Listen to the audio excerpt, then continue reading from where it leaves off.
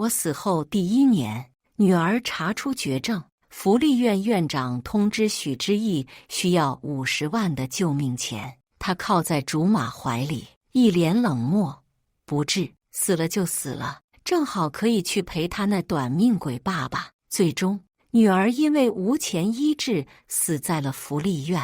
院长再次打电话给许知义，他却满脸不耐烦。哦，这次真死了。大家好，开始今天的分享之前，希望你能给人间烟火点个订阅，我将会分享更多优质的内容。女儿死了1天后，许知义才慢悠悠地赶来福利院。1年没见的他小腹高高耸起，我的心一痛，难怪他来得这么晚，原来是已经怀了别人的孩子了。他看到福利院院长后，一脸不耐烦道：“那个小孽种的尸体呢？不是你一直打电话叫我过来收尸吗？”院长抹着眼泪的手一顿，将他带到了停放女儿尸体的房间里。许知义上前掀开白布，随便瞟了一眼就笑了：“不错，这次的尸体做得挺逼真的。陆晨安给了你不少钱吧？让你一起来糊弄我吧。”院长也有些生气了，恼怒道：“许小姐，朵朵是真的死了，要不是需要亲属签字火化，我不可能打扰你的。”许知义没有理会院长，反而对着盖着白布的女儿说道：“看来你在你爸心里也没什么分量啊！你都死了，他还不愿意出现。”我的鼻头有些发酸。许知义，不是我不想出现，而是我已经死了，1年前就死了，但不知道为何，死后我的魂魄一直跟在女儿的身边。无数个夜晚，我看着女儿疼到抽搐，跪在地上喊我的名字，我却没有丝毫办法，而她的亲生母亲却在和她的竹马孕育新的生命。女儿不像是她的骨肉，更像是想方设法都要抛弃的垃圾。既然这个小孽种已经死了，她的尸体我可以带走吧？许知义的话将我的思绪拉了回来。他走出大门，接了个电话，就将女儿扔在了垃圾桶里，还不忘安排保镖去狗店买几条恶狗。我愣住了，反应过来后立马钻进垃圾桶，慌忙想要把女儿的尸体捞出来。他居然想让我女儿死无全尸，可无论我怎么努力，都只能眼睁睁看着流着口水的恶犬慢慢逼近女儿的尸体。许知义嘴角扬起一丝冷笑，喃喃地说道：“垃圾就该丢在垃圾桶里。陆晨安，你不要的垃圾，凭什么认为我会要？”绝望从我的脚底窜到天灵盖，让我尖叫道：“许知义，这可是我们的女儿啊！”野狗扑向女儿，不断的撕扯。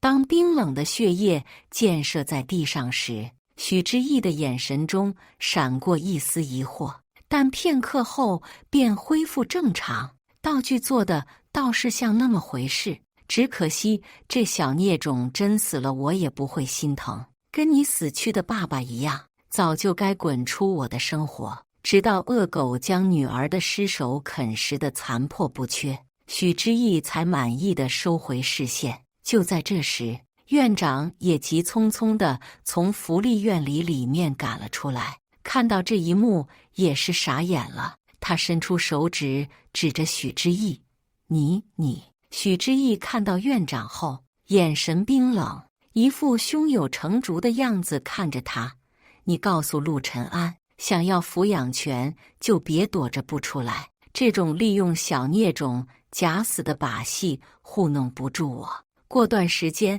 就是我哥哥的忌日了，如果他不出现，我也不介意让这个小孽种变成真死。”他将真死2个字咬得极重，咬得令人发寒。别人可能会以为他是开玩笑，哪有母亲能对亲生女儿下此毒手呢？只有我知道他是真的会。我忽然有些庆幸女儿真的死了。院长还没来得及说话，许知义就在保镖的护拥下离去，我的灵魂也随之跟了过去。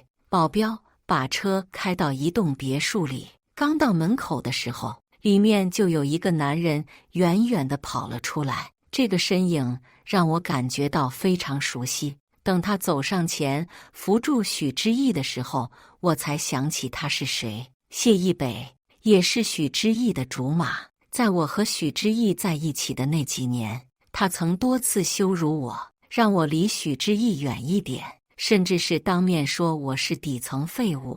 那点工资还不够许知义买一个包。我没理他，他就隔三差五的就来医院挂我的门诊，散播谣言，指责我是个庸医，甚至还安排人想废了我拿手术刀的手。许知义知道后，立马就让公司狠狠地打压谢家的产业，并扬言他要是再来找我的麻烦，不介意让谢家破产。谢父不得已将谢一北关押起来，而现在谢一北先是关怀了夏许知义出门的行踪，提到女儿时，许知义那双好看的杏眼冷了下来。呵，保镖早跟我说过，那个小孽种的身体好得很，这一切都是陆晨安联合福利院骗我的把戏罢了。谢一北脸上有些心虚，试探地问道：要是他真死了呢？我的心脏仿佛被一只大手抓住了一样，也盯着许知义。若是以前的许知义，哪怕是女儿打了一个喷嚏，都能担心的整宿睡不着。他说我和女儿是他这辈子最重要的人。可现在，许知义冷着一张脸，语气不耐烦道：那我一定会找个乐队过来庆祝3天3夜。第二天一早，许知义忽然肚子疼，急忙去了医院。到了医院后，他被推进产房。经过几个小时，他生下了一个女儿，眉眼和他如出一辙。许知义眼光柔和，将孩子抱在怀里，一刻也不肯松手，像极了当年他刚生下女儿的模样。可如今，他在女儿的头七还没过的时候，已经将母爱给了另一个孩子。手机铃声在床头响了起来，许知义刚接通，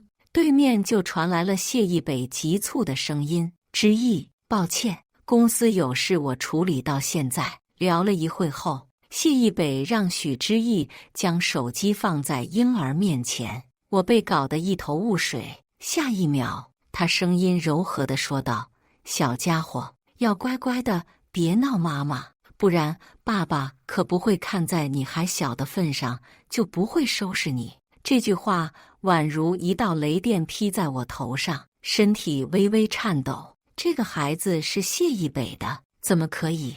为什么是谢一北？他可是害死你哥哥的人啊！许知义，我张开嘴，冲到他耳边怒吼，可他怎么会听得到一个死人的声音呢？我渐渐地冷静下来。忽然，门外走进来一个医生，他手里拿着一堆资料，眉头染上一丝愁色。许小姐，经我们检查，发现孩子的心脏有些问题，如果3岁前不换心脏，孩子估计也难以活到成年。但这个心脏很难等到，而且还得是在10岁以下儿童的心脏，不然容易产生排异。医生的话让整间屋子的人都笼罩在雾霾之中。许知义脸上先是得知孩子生病的错愕，随即又轻松了起来。这事交给我，我有办法。医生走后，他招了招手，让保镖进来，把那个小孽种带过来。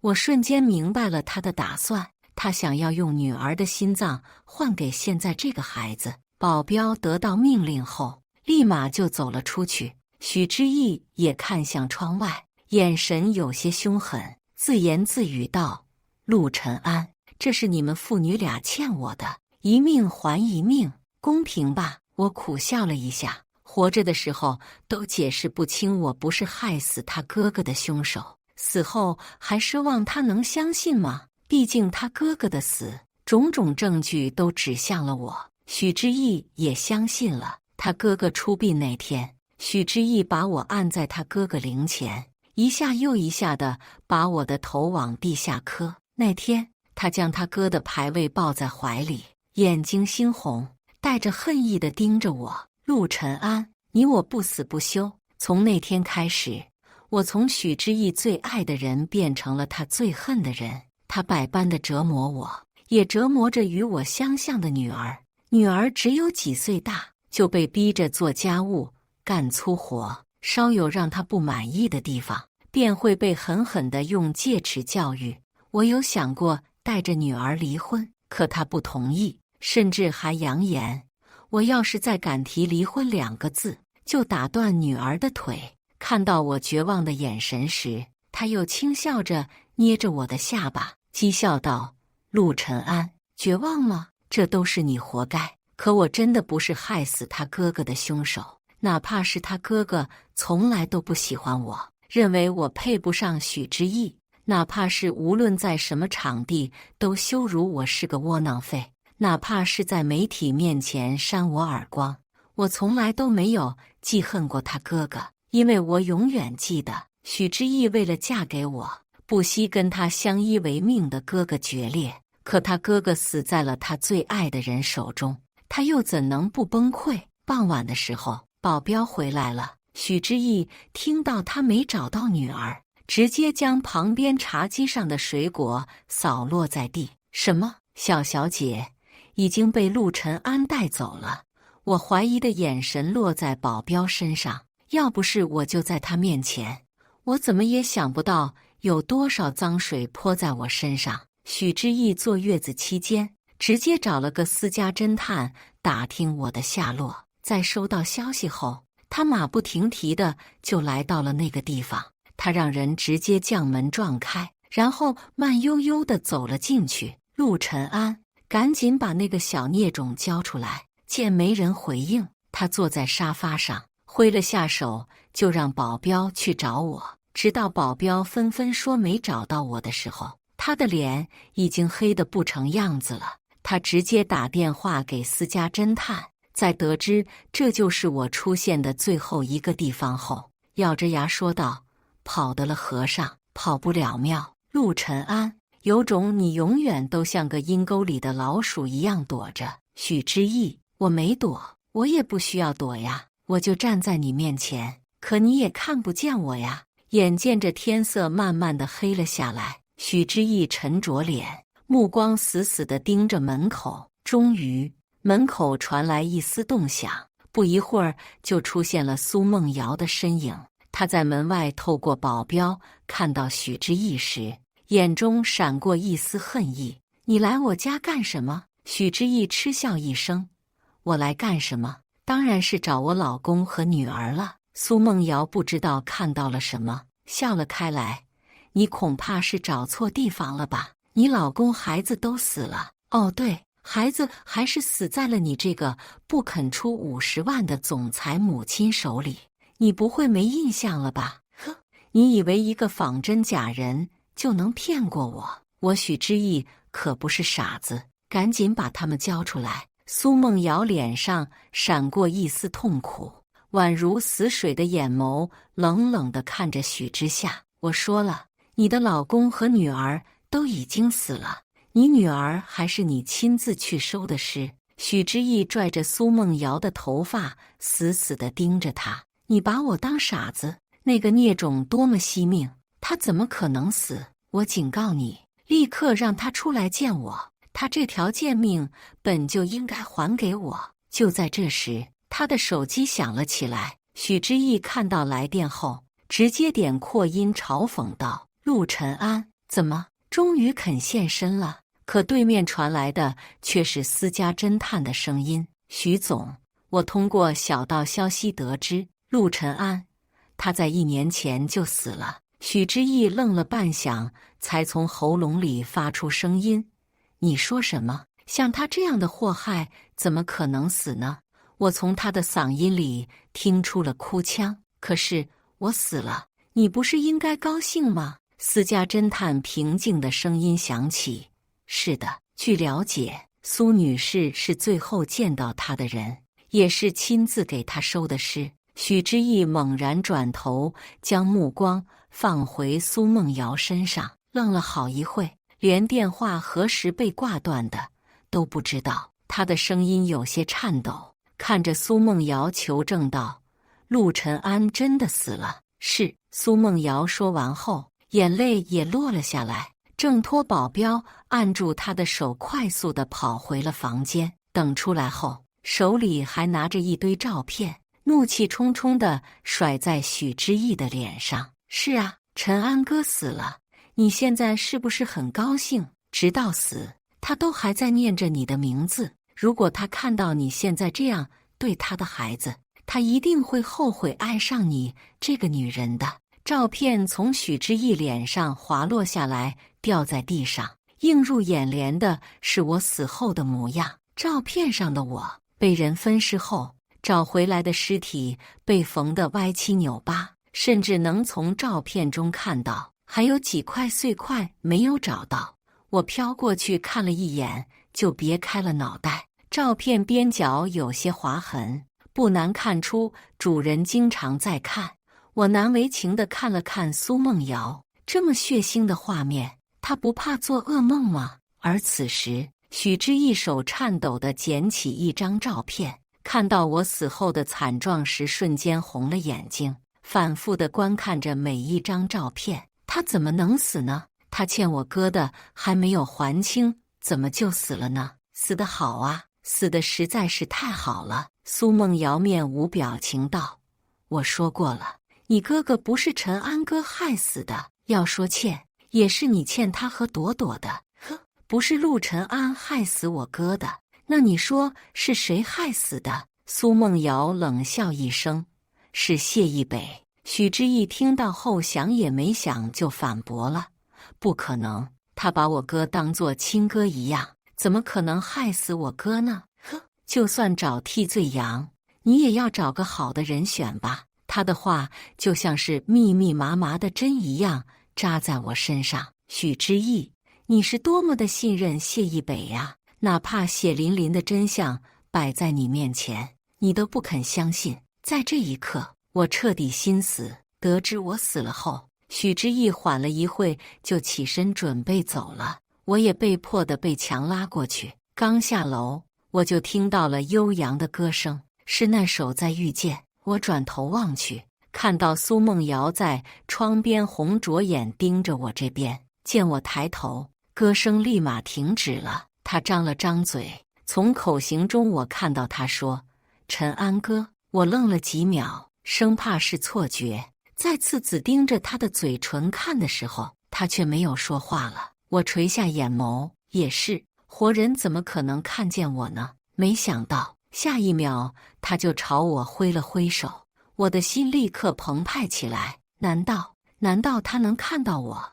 我想上前去问他是不是能够看到我，但灵魂只能不受控制地跟在许知意身边。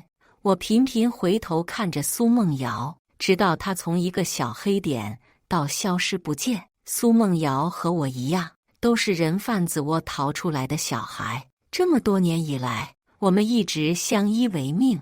在得知我和许知意谈恋爱后，他从学校里偷偷跑出来找我。那天，他的脸色僵硬，看到我手机屏幕上是许知意的照片时，他的脸色有些僵硬。他对你好吗？我被他问得一头雾水，可还是点了点头。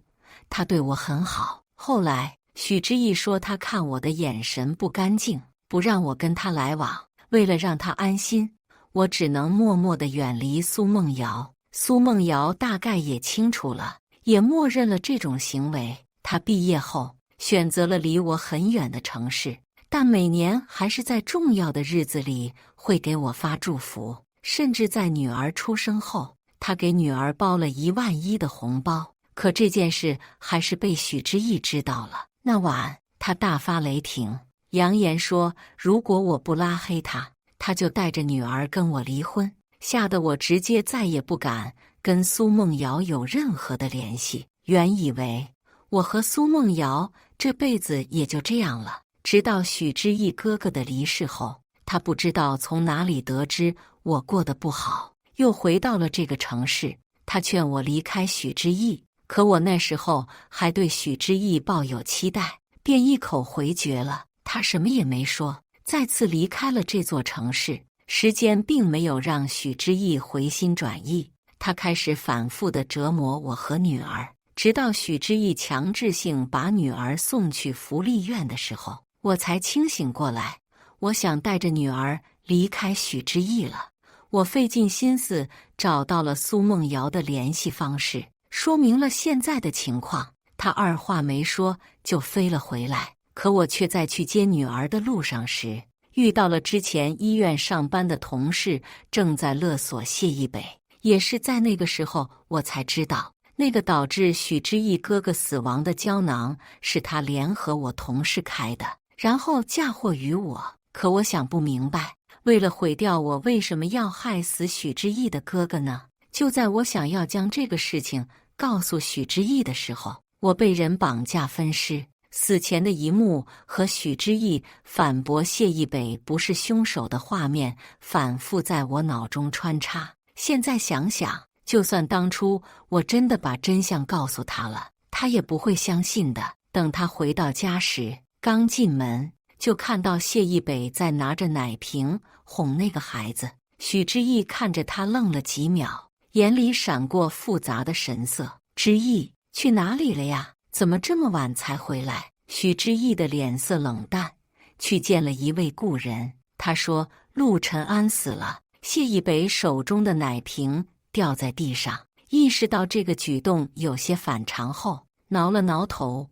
我一时被这个消息吓到了。真的假的呀？许知义沉下了脸，没有多说，气氛也开始尴尬起来。到最后，他直接借口公司有事就走了。他一走，许知义就走到摇篮椅边看了看孩子后，拿了一件外套就走了出去。他独自开车来到福利院，看到女儿死的地方，我的心都揪了起来。可偏偏许知义就来到了垃圾桶边，隐隐约约还能看到当时女儿被恶狗啃食后留下来的血迹。他看了一眼后，转头就进了福利院去找院长。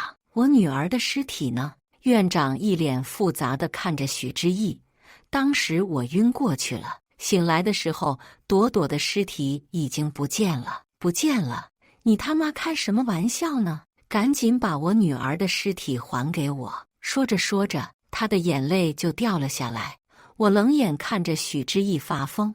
当初是你亲手将女儿的尸体丢在垃圾桶的，现在又摆出一副伤心的样子给谁看呢？院长眼中露出怜悯。许小姐，抱歉，朵朵的尸体估计已经被垃圾车带走了。你要是想找朵朵的遗体，建议你去垃圾场里找一下。如果你再无理取闹下去，我就要报警了。许知义整个人跌坐在地上，整个人披头散发的不复之前的优雅，嘴里还一直念叨着宝宝。时隔几年来，他终于叫女儿宝宝了，而不是什么小孽种、小贱人之类的话。可惜女儿再也听不到了。不知道过了多久，树干上的蛐蛐叫声越来越大，他才慢慢地站起身来。然后魂不守舍地从福利院出来后，他直接回了别墅。他走到摇篮椅边，双眼无神地盯着孩子。月光从窗户边渗进来，显得房间格外的凄凉。直到天色开始变白，一晚上没睡的许知义眼睛满是红血丝，眼下的青紫也是格外的明显。抬起头后，我看到他眼睛红肿，像是大哭了一场。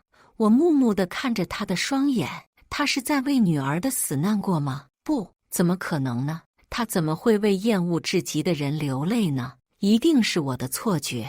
他可是这个世界上最希望我和女儿消失的人啊！估计现在也是喜极而泣。一定是这样。许知义将那个说谎的保镖抓了起来，关在了地下室，然后用尽手段逼问出了我和女儿的事情，直到保镖说出真相，他的口中喷出一股鲜血，冲上去对着那个保镖又抓又踹的。你该死，你这个畜生！直到他被人拉开，他才渐渐地冷静下来。第二天一早，他早早的就抱着孩子出门了。车开在熟悉的道路上，我的额头开始隐隐作痛。这是埋葬他哥哥的地方，也是我和女儿的噩梦。每当他哥哥忌日前夕，许知义总会让人绑着我和女儿从山脚三步一叩首地跪在他哥哥墓前，哪怕是我停顿一下，或是哪里没做好，我和女儿就要从山脚下继续重来。等到了他哥哥墓前的时候，我和女儿总是半条命都去了。这时候许知义就会很开心，他会扯着我的衣领往他哥哥墓碑前拽，让女儿跪在面前，用世界上最恶毒的语言骂我们，但是说的最多的就是你一定会不得好死。没想到被他说中了，我和女儿一个比一个死得凄惨。而现在许知义抱着孩子跪在他哥哥的墓碑前，什么也没说，只是默默地哭，直到天慢慢地黑了下来。他的身后出现了一个男人的身影，将外套披在他的身上，小心着凉。做完后，他也跪在许知义哥哥墓前，神色悲忧。哥，我和知义还有孩子来看你了。对了，陆晨安死了，你在泉下得知也该安心了。一天没说话的许知义眼泪猝不及防地掉了下来。哥，现在我已经有了和易北的孩子，你知道了会不会很开心？你以前不是老是说陆晨安配不上我吗？早知道我就听你的了。哥，我后悔了。他的话伴随着风吹在我身上，让我感觉身处于冬日里的寒冰里，让我来不及反应。下一秒，我又听到许知义对着谢易北说，我打算找到陆晨安还有朵朵的骨灰，埋在我哥旁边。不仅是谢易北没明白他的想法，我也一样不明白为什么。许知义眼神凌厉，有些债不是死了就能抵消的。哦，原来是这样啊。也对，把我葬在旁边，可以随时随地的羞辱我。都说鬼魂是没有痛感的，可我怎么感觉心被一柄利刃穿过呢？我麻木地抬起头看向天空，月光洒下来，可我却不知道什么是个头。原以为这辈子都会是这样的时候，直到许知义拿着我送给他的玉佩给孩子把玩被摔碎的时候，我忽然发现我能够离开他的身边了。于是我在他的哀嚎声迫不及待地离开了他的身边。在街上逛悠了一天后，无处可去的我决定去找苏梦瑶吓吓他。刚到他家门口，他像是有心灵感应一样打开门，眼泪就掉了下来。我在空中伸手擦了擦他的眼泪，怎么还是这么喜欢哭？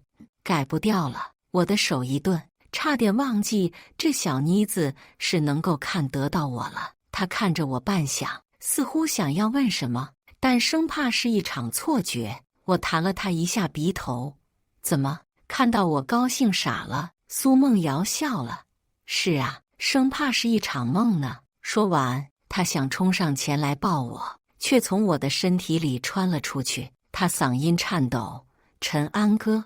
我的鼻头微酸，却什么也没说。进了他房子后，我才发现环境比上次我来的时候更加的压抑。之前很爱干净的他，房间里到处都是垃圾，10几瓶安眠药的瓶子在地上，让人无处下脚，甚至沙发上还有莫名的血迹。更加显眼的是，沙发面前的茶几上铺满了我死后的照片。正在愣神的时候，苏梦瑶的电话响了起来。等她接完电话后，我才知道她一直以来都在调查我的死讯，而凶手就是谢易北。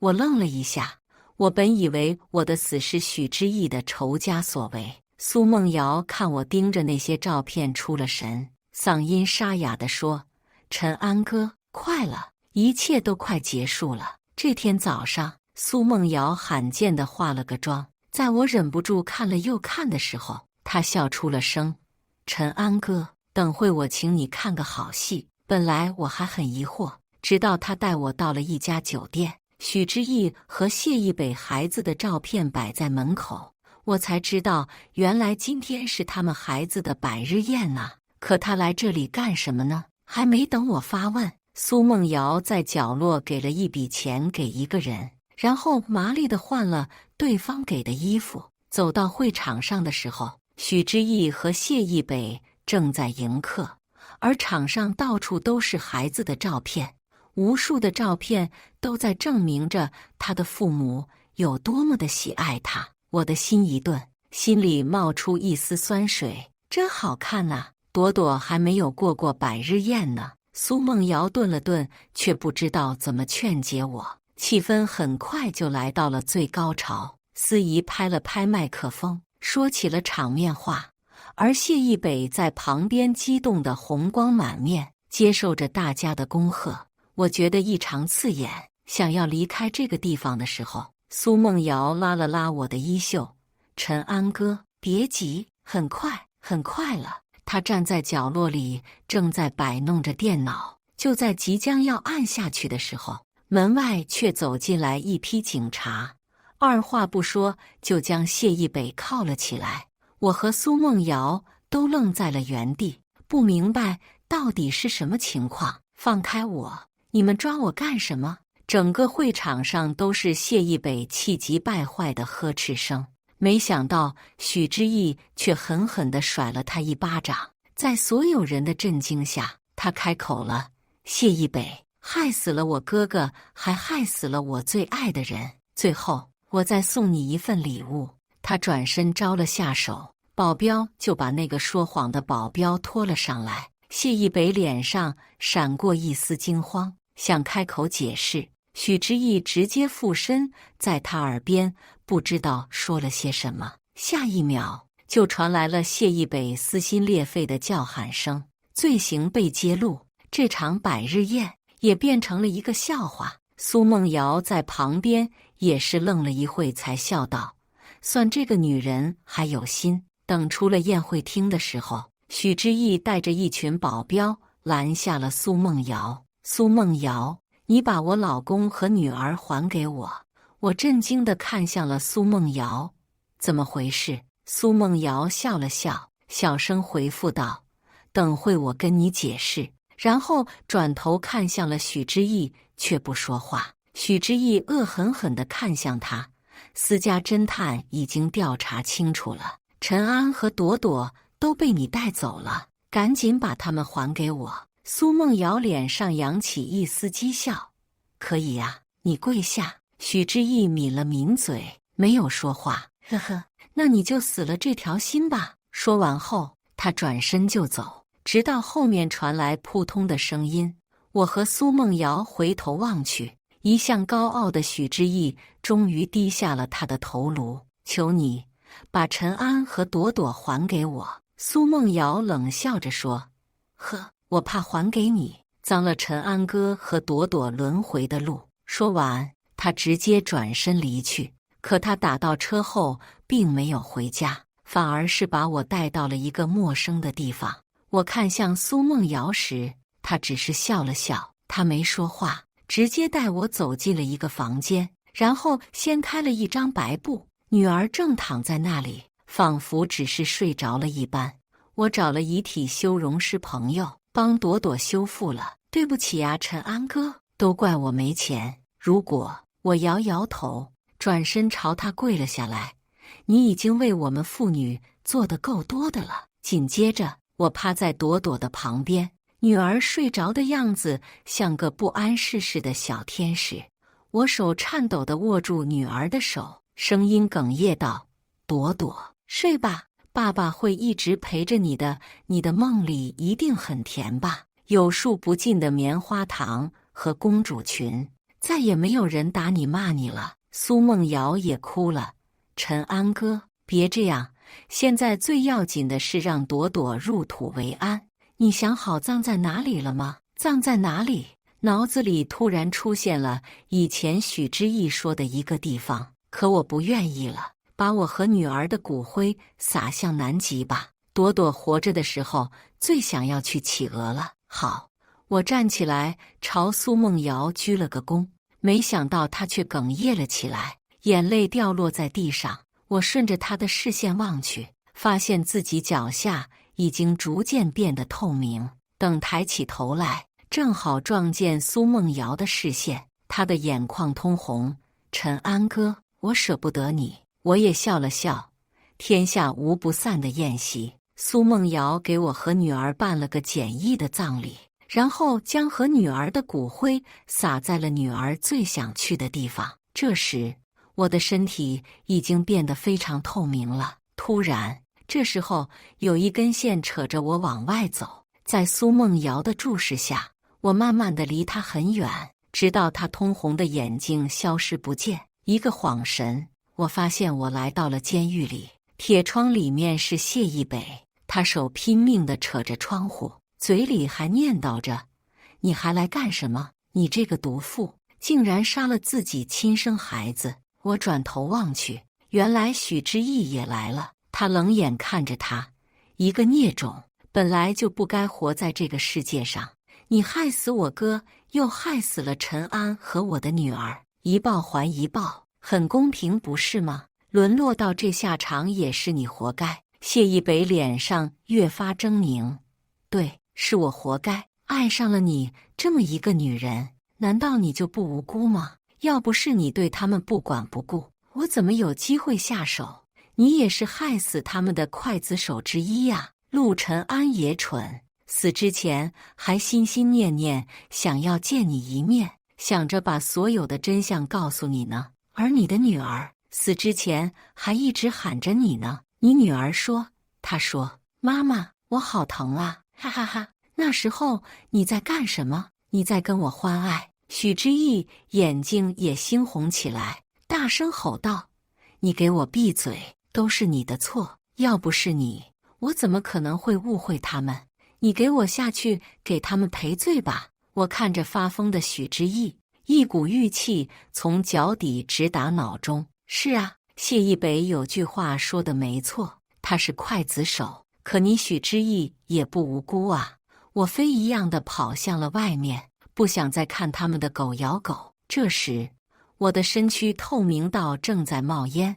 我躲进一家便利店里，电视里正在播放着一条新闻：某女子在出现一则车祸，1人死亡，救护车正在抬着人上车。透过众多人影一看，我发现那个出车祸的人是许知义，他的脸上带着解脱的神色，手里还握着那年我跟他结婚买的戒指。他的眼睛没有闭合，手机里拨通了无数个我的电话，可是迟来的深情狗都不要。这时，后面也传来了一道熟悉的声音：“爸爸，我终于找到你了。”也许是血缘的羁绊，我立马就转过头去，一个小女孩抱着布娃娃，笑意吟吟地看着我。我大步地走了过去，将她抱在怀里，直到我们的身影消散时，远处传来了许知义的声音：“陈安，朵朵，我错了，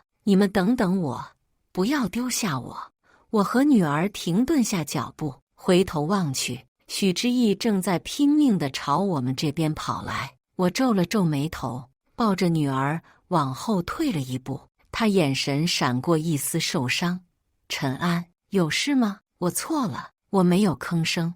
许知义想上前拉住我的手，顿了顿，还是没有动，讨好的跟对我和女儿笑了笑。“陈安，我现在才发现我冤枉你了，但是我已经得到报应，能够见到你们真好。”我讽刺地看着他：“怎么，你最想见到的不是谢一北和你们的女儿吗？”这话一出，他忽然明白了什么，脸色发白。我和女儿相视一笑，转头就走，只留下哀嚎的许知义停在原地。前尘往事就此消散。以上就是今天分享的故事，大家有什么想说的、想吐槽的，欢迎在下方评论交流，也更希望能给人间烟火点个订阅，我将会分享更多优质的故事内容。